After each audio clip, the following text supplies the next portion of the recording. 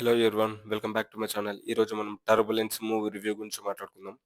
Story plot విషయానికొస్తే Jack తన జాబ్‌లో వర్క్ చేస్తున్న కొంతమంది ఎంప్లాయీస్‌ని రిమూవ్ చేస్తాడు. సో, అందులో ఒక ఓల్డ్ మ్యాన్ జాక్ ముందరనే సూసైడ్ చేసుకొని పాస్డ్ అవే అయిపోతాడు. సో, ఆ next day Emma and Jack వీళ్ళిద్దరు హస్బాండ్ అండ్ వైఫ్. సో, వీళ్ళు ఎయిర్ బెలూన్‌లో సెలబ్రేషన్స్ కోసమని వెళ్తారు. అది ఎలా సర్వైవల్ థ్రిల్లర్‌గా మారిందనేది మూవీ చూసి తెలుసుకోవాలి.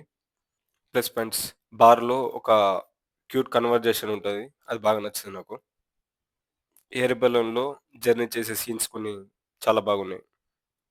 మూవీ సెకండ్ హాఫ్‌లో రివెంజ్ మోడ్‌లోకి వెళ్తది. ఇది కొంచెం ఇంట్రెస్టింగ్‌గా రాసుకున్నారనిపించింది స్టోరీ ప్లాట్. సెకండ్ హాఫ్ నుంచి మూవీ సస్పెన్స్ థ్రిల్లర్‌గా చాలా బాగా నడుస్తది మూవీ. ఎయిర్ బెలూన్‌లో జూలీ కొన్ని ఎక్స్‌ప్రెషన్స్ ఇస్తది. 2 కూడా ఉంటాయి. అండ్ కొంచెం భయంకరంగా కూడా అనిపిస్తది మనకు చూసినప్పుడు మూవీ.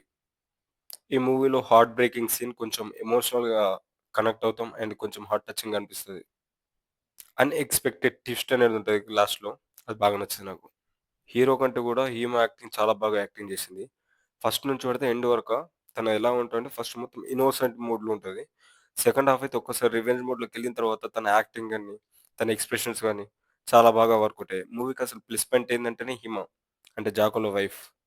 మైనస్ పాయింట్స్ బెలూన్‌లో కొన్ని కన్వర్జేషన్స్ ఉంటాయి. చాలా బోరింగ్ అనిపిస్తాయి అప్పుడు.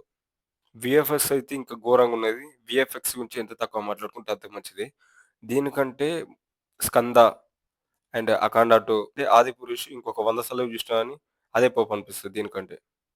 స్టోరీ చాలా వీక్‌గా ఉంది. హీరో యాక్టింగ్ కూడా అంతగానం కూడా ఇంప్రెసివ్‌గా అనిపించదు. ఓవరాల్‌గా మూవీ ఎలా ఉందంటే నాకైతే ఓకే. పర్లేదు అనిపించింది. ఎందుకంటే సర్వైవల్ థ్రిల్లర్ ఇష్టపడేవాడిని నేను గూడా.